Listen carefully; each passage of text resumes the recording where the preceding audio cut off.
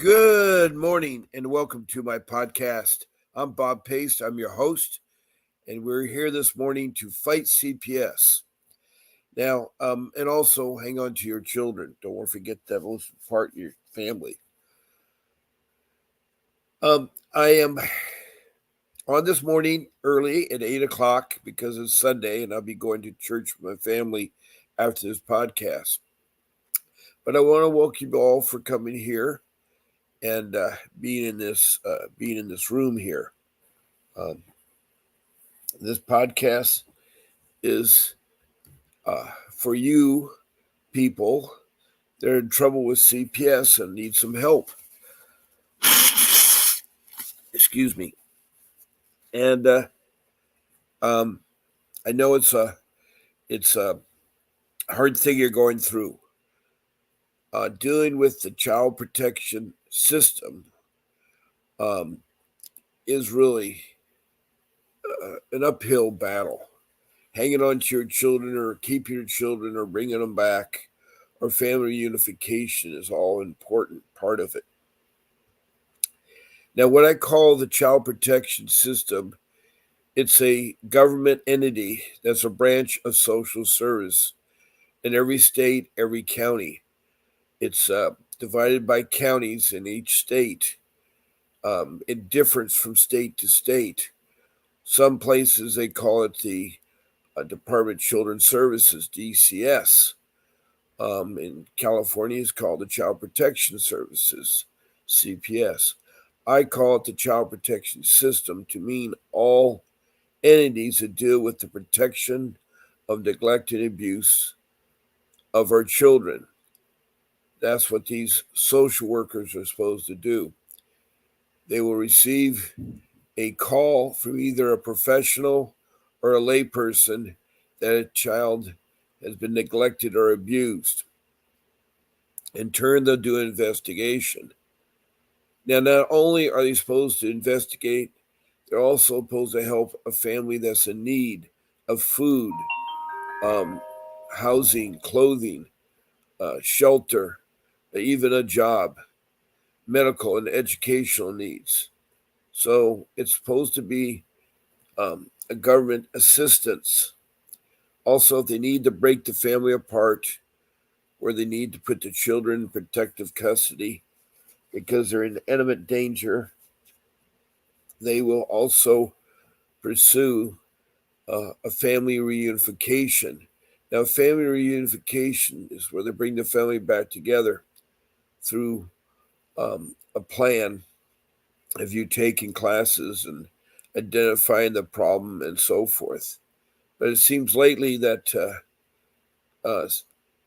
child protection system's motives are really is a money-driven thing, which is sad to say, but it's true. I know from firsthand experience of what it is. So, with that said,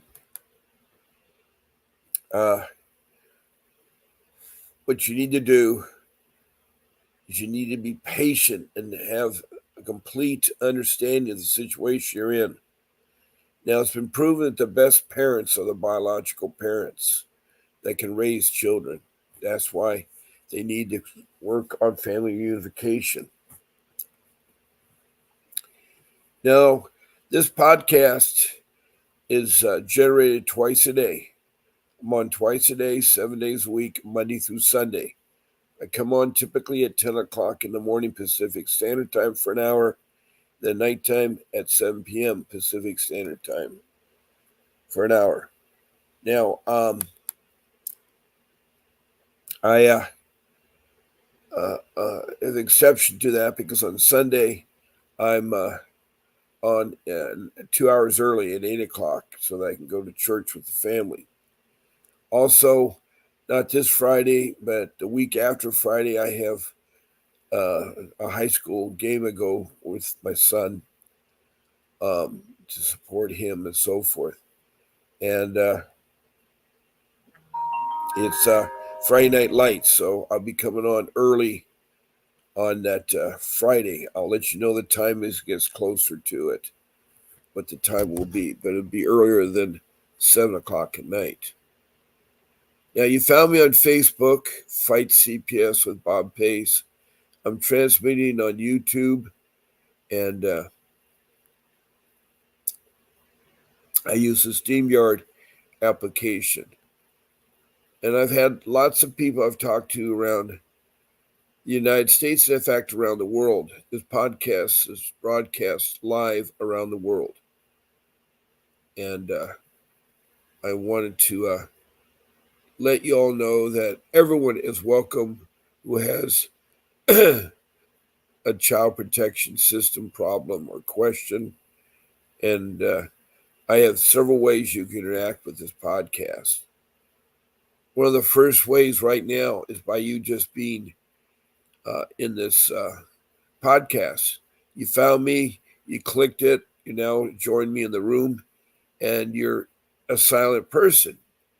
You don't have to text anything. You don't have to do anything but listen and take notes, and hopefully I will cover something that will help you with your particular case. Hopefully I will come across that. Now, there are many of you followers that have been coming to my room off and on all the time. I really appreciate you all, and I'd like to hear the updates. Now, if you want to subscribe to this podcast, please check below. I'd love to have you subscribe to my podcast. Also, I'd like you to click the notification button if you want to hear me so you'll be notified. So you can subscribe by clicking below and check the notification. Also in this room, you can do emojis. You can do thumbs up, smiley faces, and show some love. Also, by clicking the stars, you can support the room. So click some stars too on this.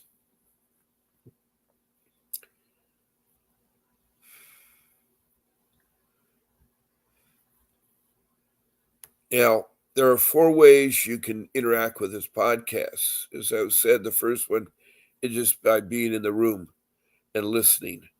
And also, the next thing you can do is that you can type in a comment. You can type in a comment. Now, it's very important when you type in a comment that you explain your question or comment by first identifying who you are. You want to give your first name. All I need is first names. Now, a lot of you will say, well, I already have my name listed. Yeah, you may have a name that you gave yourself, such as dancing hippopotamuses or psychedelic butterflies or thundering herd of elephants or gone with the wind. Those are really nice expressions, but they're hard to address you, those things. I don't know which word to address you. I like a simple name like Betty, Bob, Debbie, Mary, Jim. Those kind of typical names that I can address you. So you put your first name and then you put your city or county. Now, if you don't want to give your city, please show me your county. This is so I get an idea from state to state what you really are.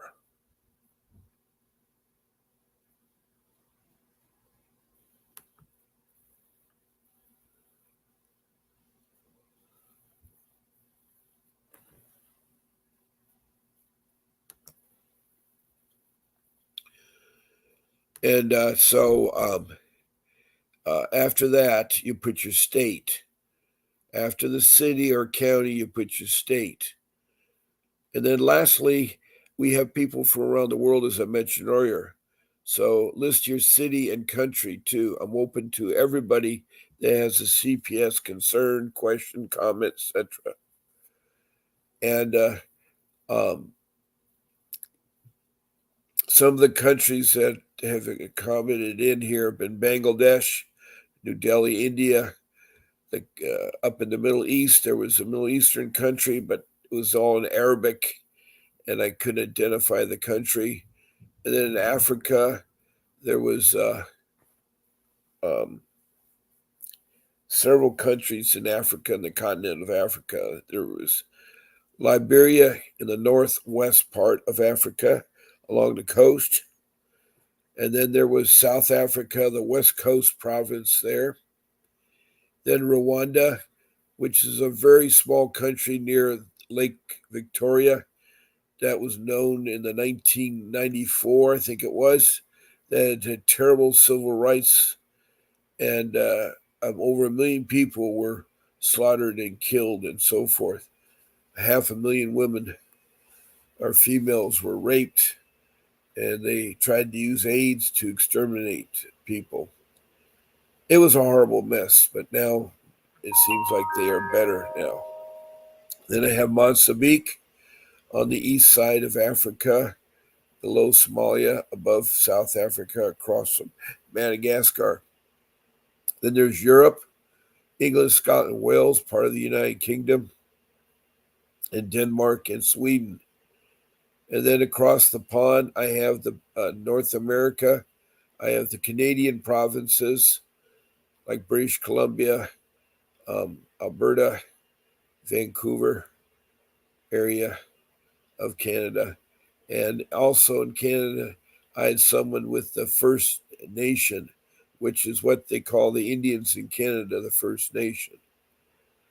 And then we go down to United States. I've had all 50 states either text in or call in about their questions or concerns. I've even had the District of Columbia, Washington, D.C. Call in. I've had Indian tribes in the U.S. who are the Native Indian tribes, Native American Indian tribes, such as the Lakota Sioux at the Rosebud Reservation in South Dakota, the Cherokee in Oklahoma, and the Osage in Oklahoma. And it's important that we address all people because all people have problems with the child protection system. And so there are certain things that help all people. We go south of the border to Mexico, and I had one person from Mexico City. And then we go to South America, have Guyana on the east side of South America, east of Venezuela, north of Brazil. And then we go across the Pacific, and we have the land down under Australia, and have had several people from the Gold Coast over to Melbourne in the state of Victoria. So it's been interesting with having these countries because they have a different perspective. We're here to help everybody who has a problem with CPS. Lastly, I ask you to be complete with your case. If you can introduce yourself, about your family makeup, what your family is made up of. Meaning, are you a husband, wife? Are you a girlfriend, boyfriend? Are you lovers? Are you a partnership? Are both parents involved with this matter? Are you a single parent where one parent has left? Also, are the children's parents the same or they have outside biological parents? And then the ages of the children, the sexes of the children, and then what were the allegations? Was it neglect or abuse or both of them? And a little bit of details about both of them. And then how were the children taken? Were they taken right away? Did you give them up? Did they have a court warrant? Just how were the children taken? And lastly, where you at on your case? And you do that not only with the texting, you do that with the phone calling too. When you call in or you're a guest on the show, it'd be nice if you introduce yourself. So that way I don't have to play ping pong. Not that I don't like it, it just takes longer time. going back and forth. So that's what I mean be complete with your case. And the third thing you want to do that you can do is you can be a guest on my podcast. I can take up to 9 guests, including myself. That's 10. This application will handle 10 people. And so I've had as many as 4 guests, and myself, that's 5 at one time. So it does work. And to be my guest, you'll be able to see the comments, you'll be able to talk about your case and help others, help me. And it's really nice, refreshing to have someone else besides my voice talking about CPS. Now, to be a guest, you're going to email my show producer, Grace. She does a marvelous job behind the scenes, and I appreciate all her help. Her email is grace@vincentwdavis.com. That's grace@vincentwdavis.com. And all you have to do is tell her that you want to be on the Sunday morning show or the Saturday evening show or the Wednesday morning show, etc. You just pick one of my 14 shows, and she'll give you the link, and she'll tell you what you can do and not do as a guest. Couple of things: there's no smoking or eating on the show. Furthermore, we don't use the names of children, social workers, or judges on this podcast. Make sure your lighting's adjusted right and your sound is okay. I prefer the computer, but if you only have a phone, that's okay. It will work. But she will tell you what else you can do and so forth. You just email Grace at vincentwdavis.com. Now, that's the third way. And then the fourth way is you're going to be able to call in. And when you call in, my phone will become live. It's my office phone number. It's 626-698-0990. It's a direct line to my phone number.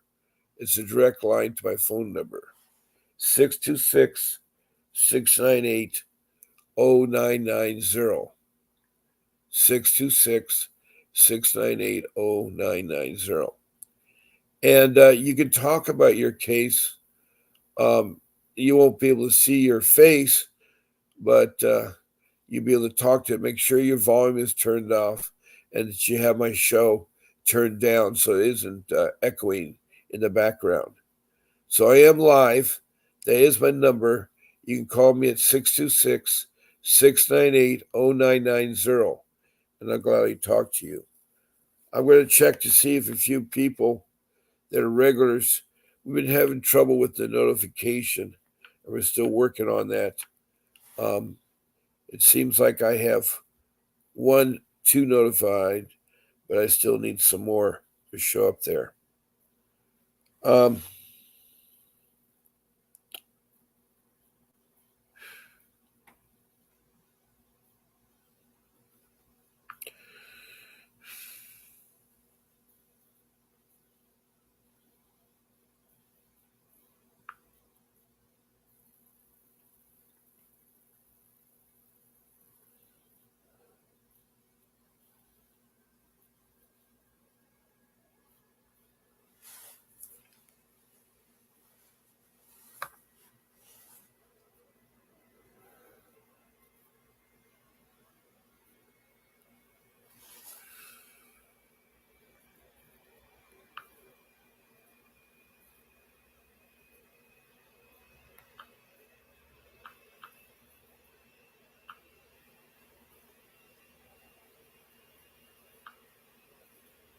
Okay.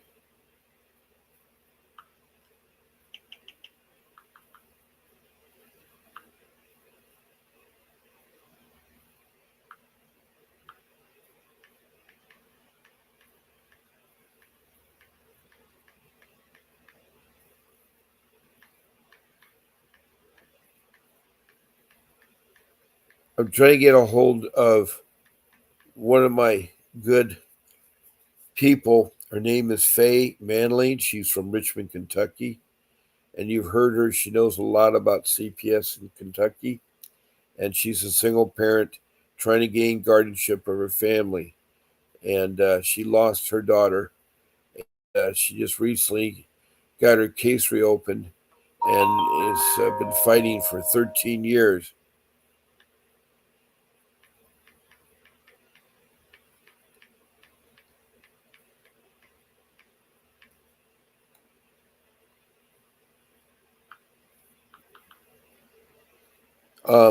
So I just got a hold of her. There's another person named Natalie who talks occasionally. She's from West Hollywood, and she has a daughter and a son. She's a single parent, and her son is with her uncle, and her daughter adopted by a foster care.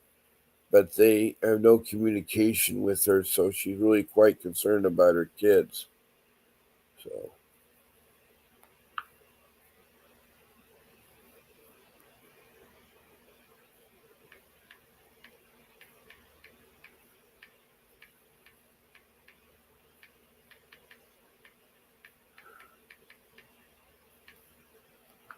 also, there's a third person. Her name is Danielle.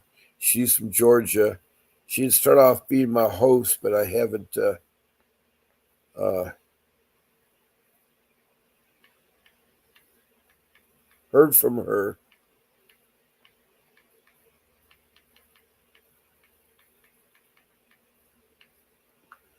Anyway, I'm trying to reach out to get these people. Um, so hopefully they will join us here. Now, I've told you about how to interact with this podcast. You have 4 ways to do so. Just by being in a room is 1, texting a comment is 2, being a guest is 3, and 4, um, call into my office phone.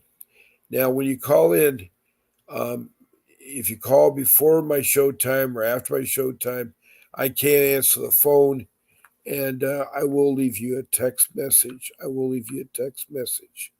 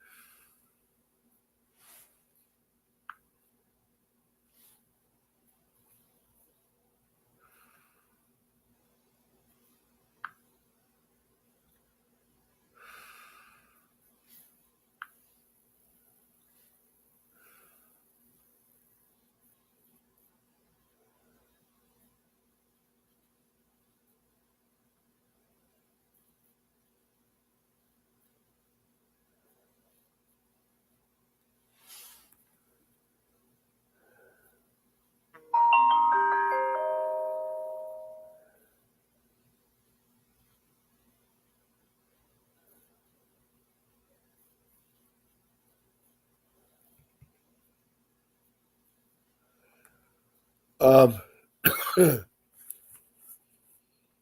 the way this podcast goes is pretty sure dictates on what you all want to talk about. I can talk about my rules. I have 5 of them, or I can talk about uh, the type of social workers you're going to encounter.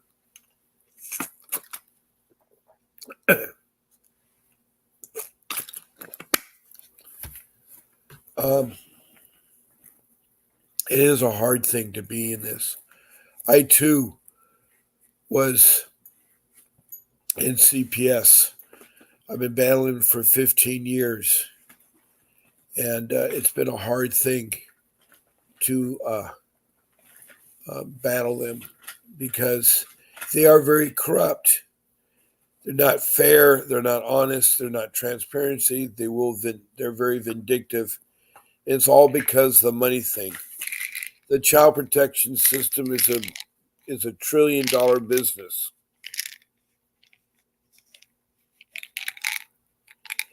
and it's it is a hard thing. a real hard thing.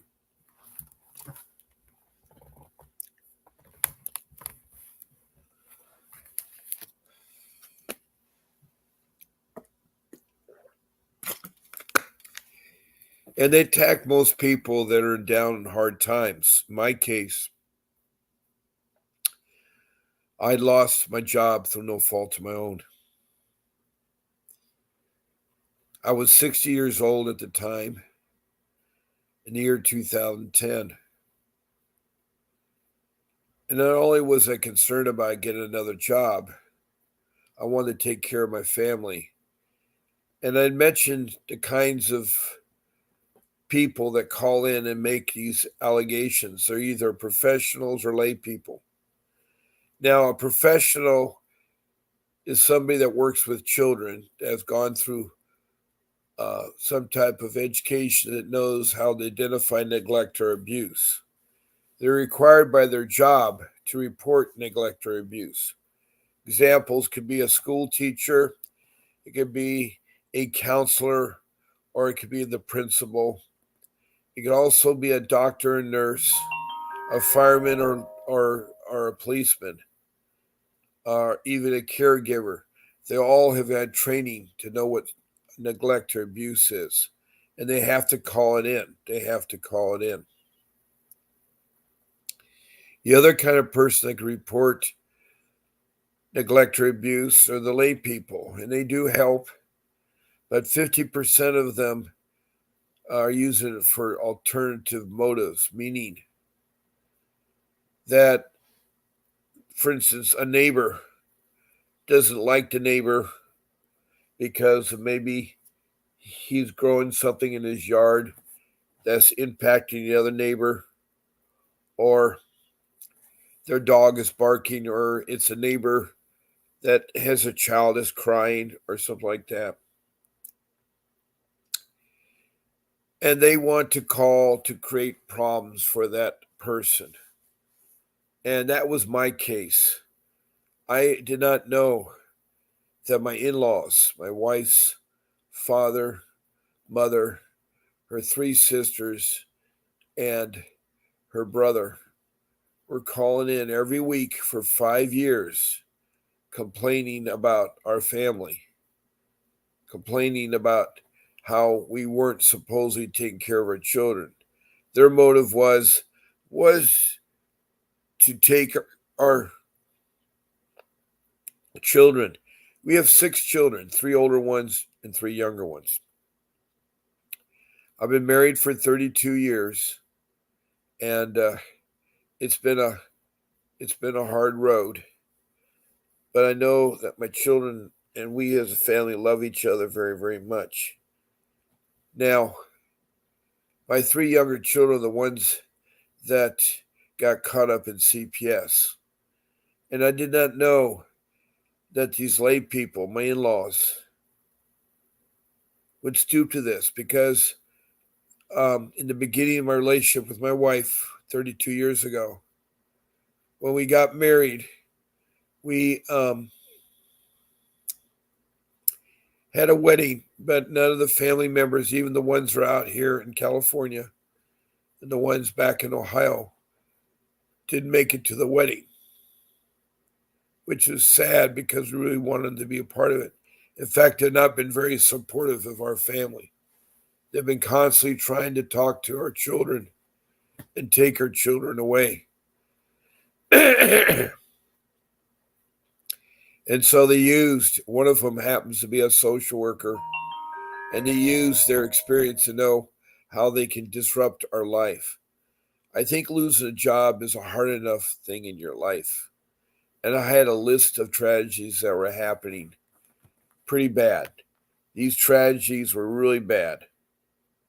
And what I mean by those tragedies is that they're coming all at once. You see, it's a hard thing to struggle in life. I mean, we all are trying our best to deal with the economy that is so bad, where everything is so expensive, and including our rent and food and gas. Those are important things that we have. And my first experience that I was really having a hard time in life was about approximately 3 years before I lost my job. In 2007, the banks were failing, and why the banks were failing was predatory loans, meaning people were given loans that didn't qualify for them. But the lenders were so greedy with the bonuses they get for giving a loan that they overlooked that. So they gave out predatory loans. And I had a loan with Countrywide Loans that was bought up by Bank America.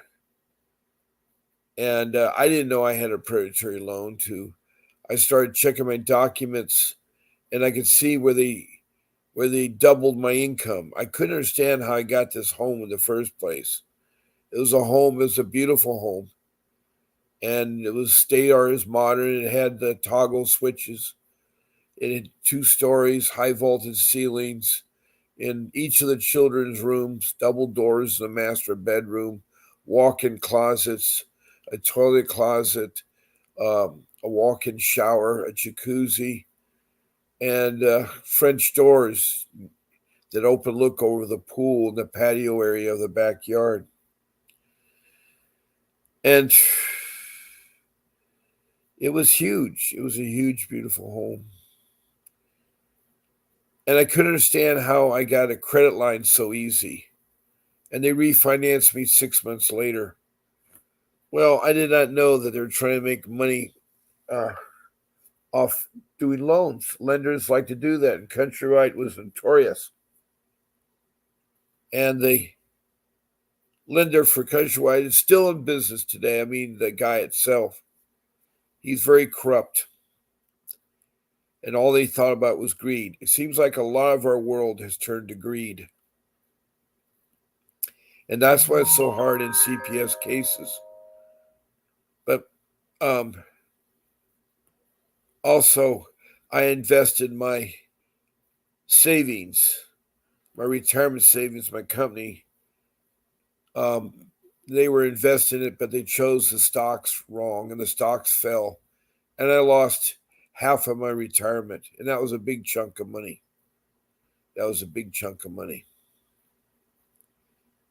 So I had a predatory loan. I had lost half of my retirement, and now I had this trouble with the child protection system where I would meet with them. I'd show them my home, things I shouldn't have done, but I showed them everything. I was disclosing everything. But when they did, they would be like, "You have no utilities turned on." I show them the paid bills for utilities. I show them the power meter spinning. I show them the lights on and off. When they said we had no food for the children, I show the refrigerators. We had 2 refrigerators, one in the garage, one in the kitchen. We had a beautiful gas range stove and a grill. We had cupboards full of food. Let me get some more water here.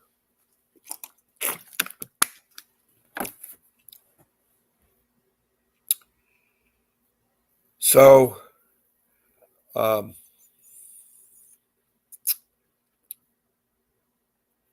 they could see that we had food.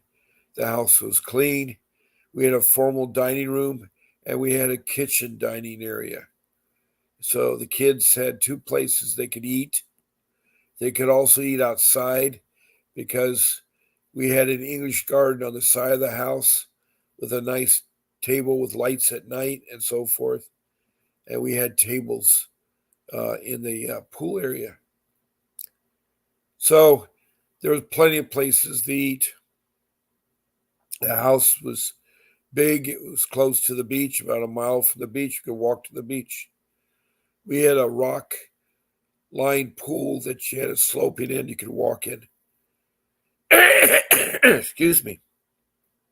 With waterfalls, a jacuzzi, a grotto jacuzzi.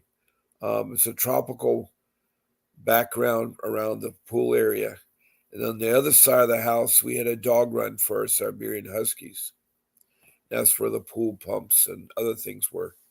So The house is well laid out, and we love being there.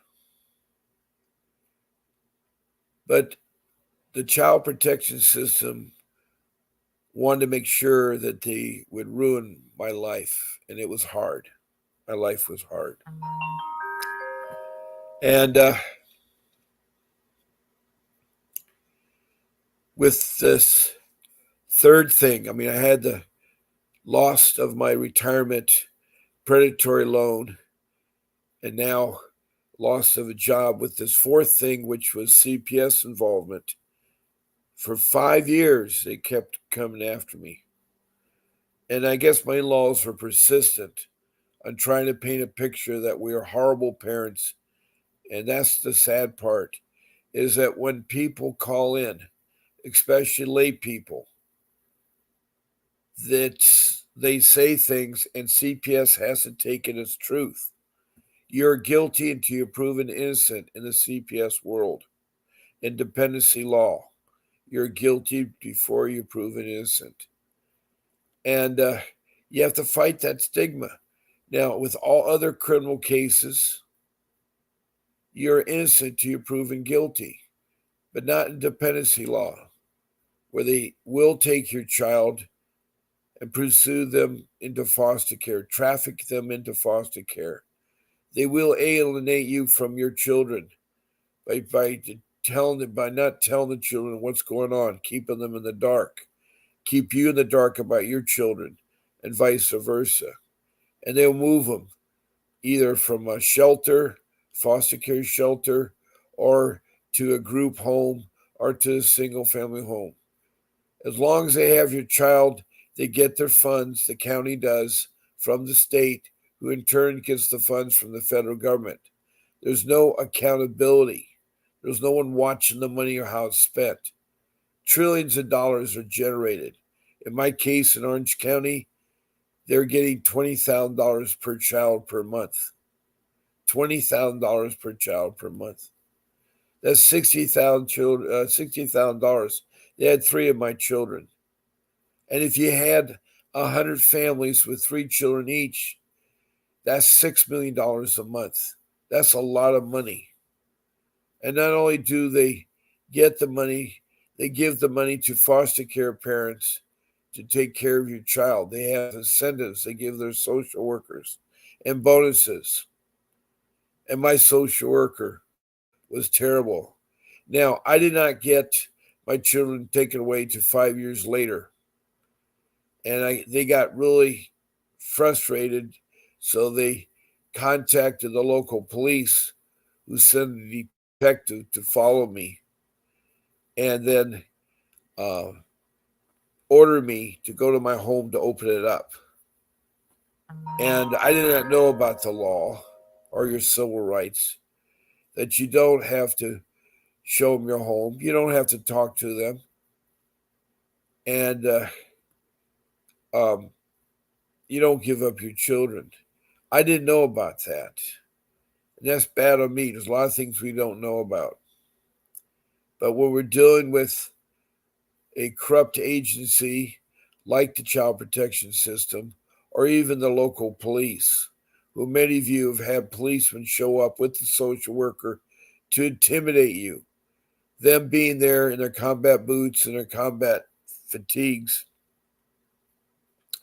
with all the ornament they have around their waist, are very intimidating.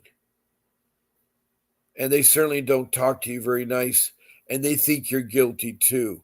That's the sad part, is these social workers don't have the training they should have. They should have a college degree in social services. Not all states require that. In California, you don't even have to have a high school education. They get hired on the spot. They don't get licenses, which I think all social workers should have as a license. They are licensed in Kentucky, but they don't enforce it. A license is a good thing because you have to pass a test, and the license is for a period of time, so renewal, so you keep in touch with new development in the child protection system. So you should get that.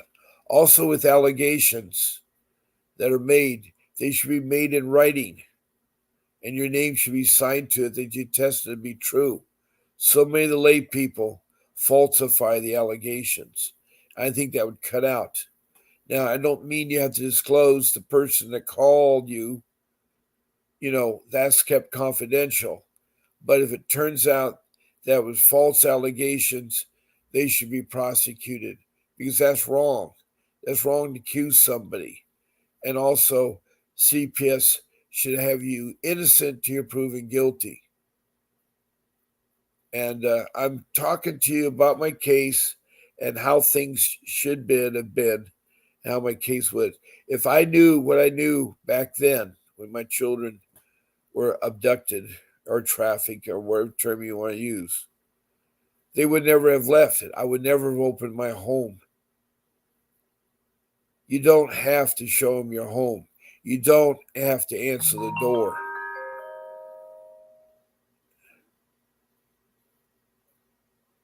Now, I am talking a little bit about my rules. I am talking about my case. And I want to say the people you're dealing with are incompetent.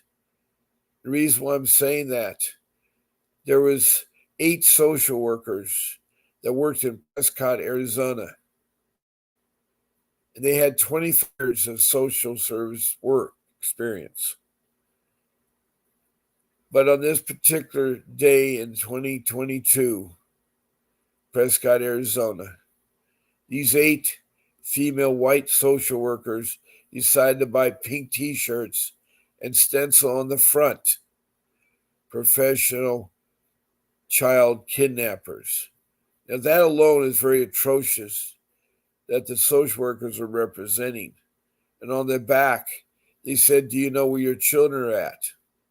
And they paraded around in Costco, Walmart, Kmart, all the big stores, Best Buys, and they sent the wrong image out there. People, parents that saw it, called in, and they got these social workers fired, along with the director of Department of Children's Services, DCS. And they all were fired. That left the agency with 1 social worker to try to administrate and protect the children from neglect and abuse. So that is an example of a social worker in the child protection system. There are many other examples that I have, including my own social worker that was very corrupt and tragically stole our daughter.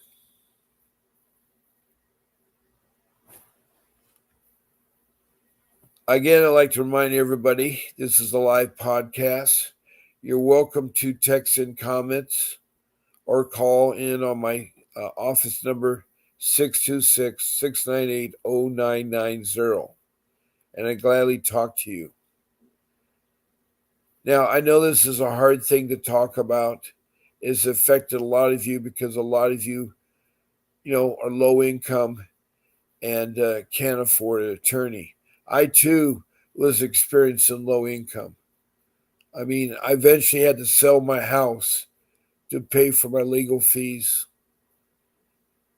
Because I had a credit line, I had so much of my equity taken out of my house. The only way I could get any money was to sell my house. And that's a hard thing to sell. I worked 40 years for my house. 40 years, 60 hours a week to get my house. And now it's gone. My credit's ruined too. I have very bad credit thanks to the Child Protection Services.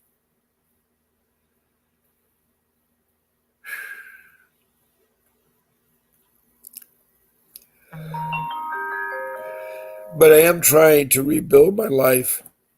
I'm trying to find a job, but it's hard at my age. They think you're a dinosaur and you can't work.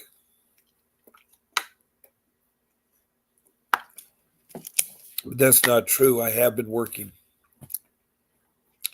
at odd-and-year jobs all my life. I've always worked. Losing a job like I did was unfortunate.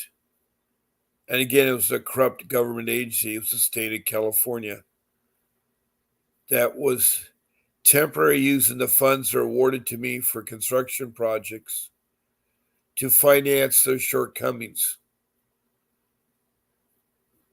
They wrote me IOUs on government contracts to do construction work for the state of California to the tune of $53 million.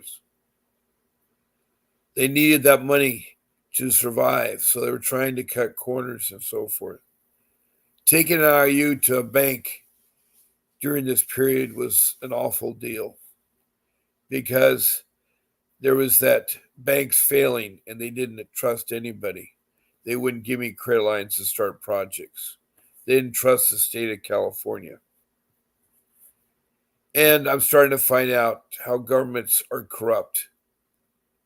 I don't care where you're talking about, but the legislative, the congressional, and the judiciary areas of our government are all corrupt.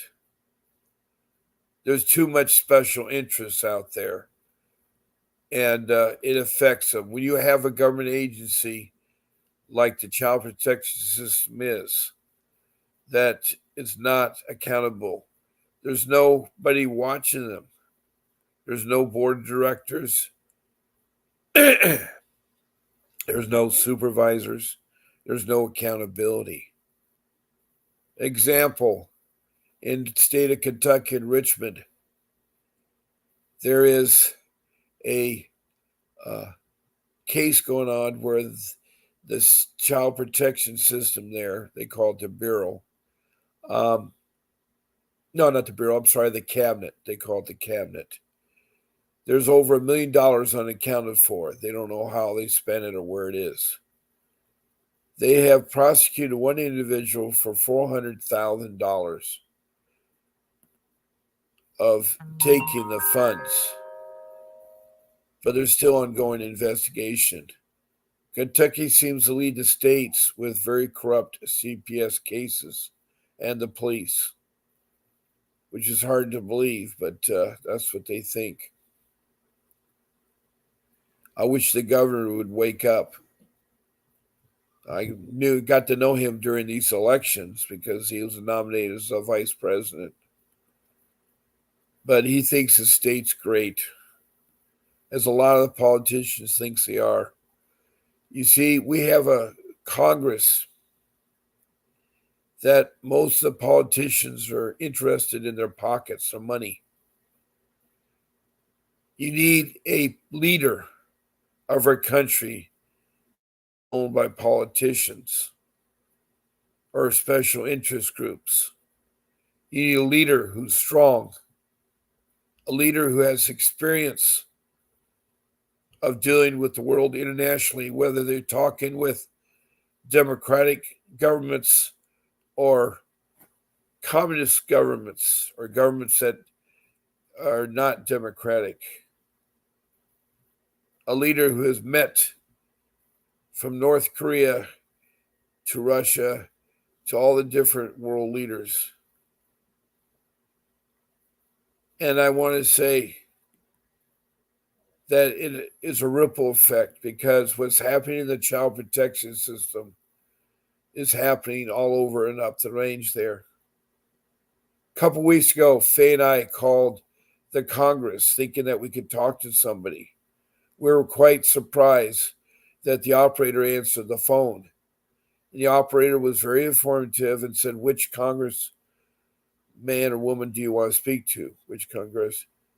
And we wanted to talk to Congressman Schiller, who's New York, because we thought maybe he could help us or help Faye in her fight to find out her daughter and all the corruption goings.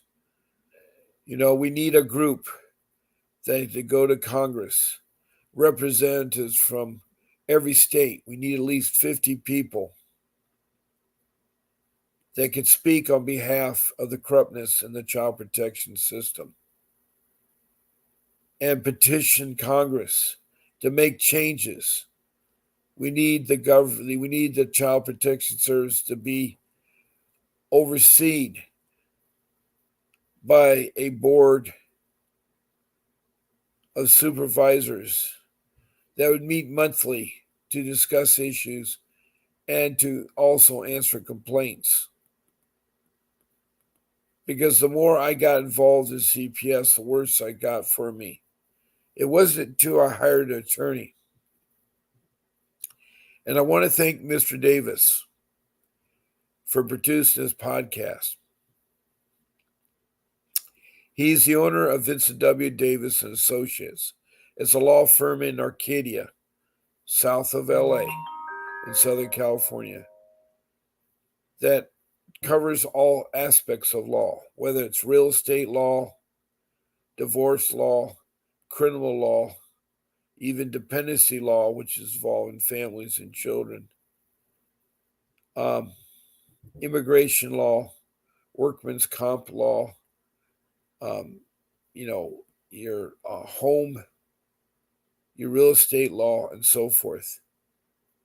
But he's also a hardworking person that is fighting CPS.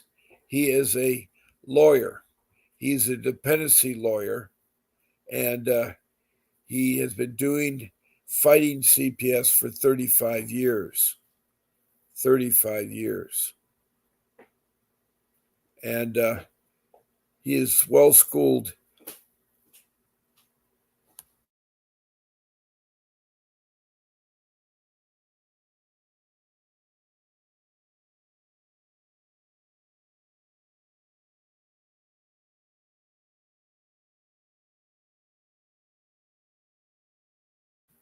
Okay, I'm back live again.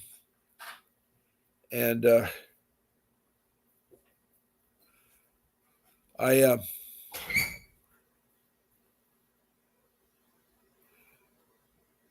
want to introduce him again. His name is Vincent W. Davis. And he's been fighting CPS for 35 years. He has gotten back children. And one of the areas of my rules is most important, is you need a lawyer. And you're going to say, oh, geez, I have a lawyer. He's a court-appointed lawyer. That lawyer is not, he's a criminal lawyer just starting out. He's underpaid. He has a caseload of 30 or more clients, and he will not win your case. He wants the easy way out. They're not going to fight for your case, even if you've been done wrong. They're going to go with the flow of the court. They're friends of the judge. They're friends of the social workers, attorneys, and they're friends of the children's attorneys. Because you see, anybody that's a court-appointed attorney is they don't have scruples. They don't want to make waves because they want to make their career better.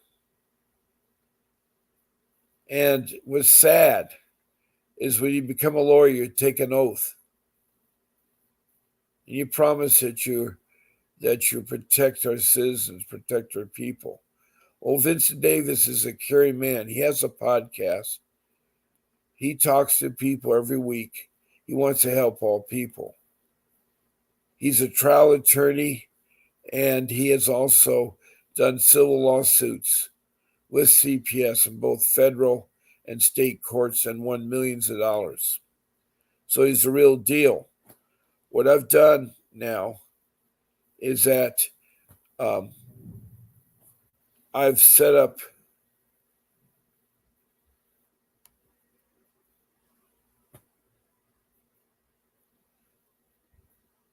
a Zoom consultation with Mr. Davis. You can book a discounted Zoom consultation with Mr. Davis for up to 30 minutes. And I got a special rate of $60. All you have to do is go to his website, https://candidly.com, CALENDLY.com / apps, APPTS, VWD /Bob Pace, BOBPACE. And he'll gladly talk to you. And if you want to talk to him further about retaining him, he'll talk to you that also. But he's the real deal. And he'll help you navigate with CPS. Fighting CPS is like open heart surgery. You're certainly not going to get a mechanic or a plumber to operate on your heart. It's a very complex thing to do, open heart surgery. So I want you all to understand that he's available for consultation. He's available for consultation.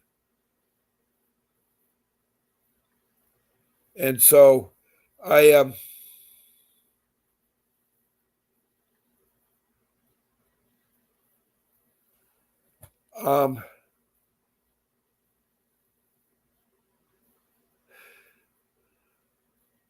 want you to text in.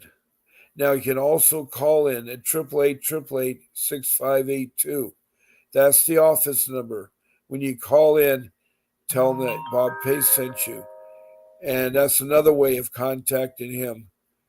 And you can retain him. The office will help you with how much retainer is and so forth. He will fight for your case. He has a case in Oklahoma and a case in Northern California and several cases in Southern California.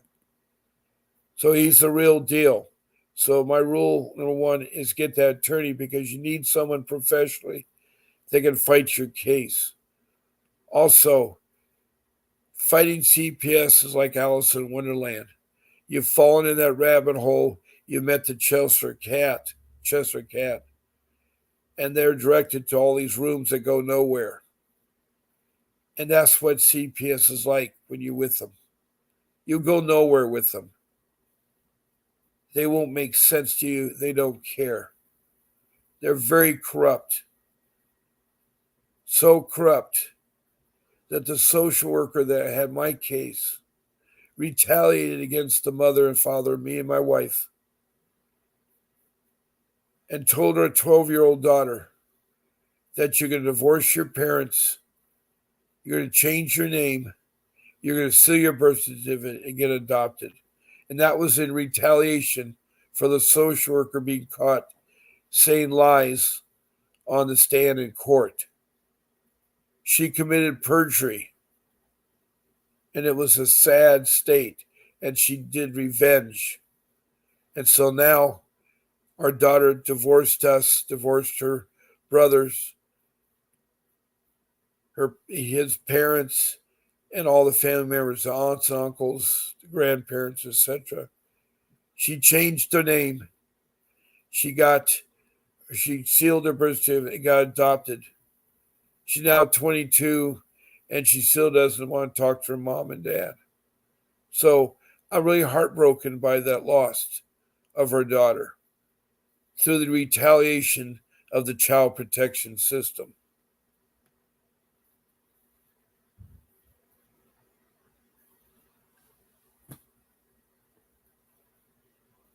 And so I just really want to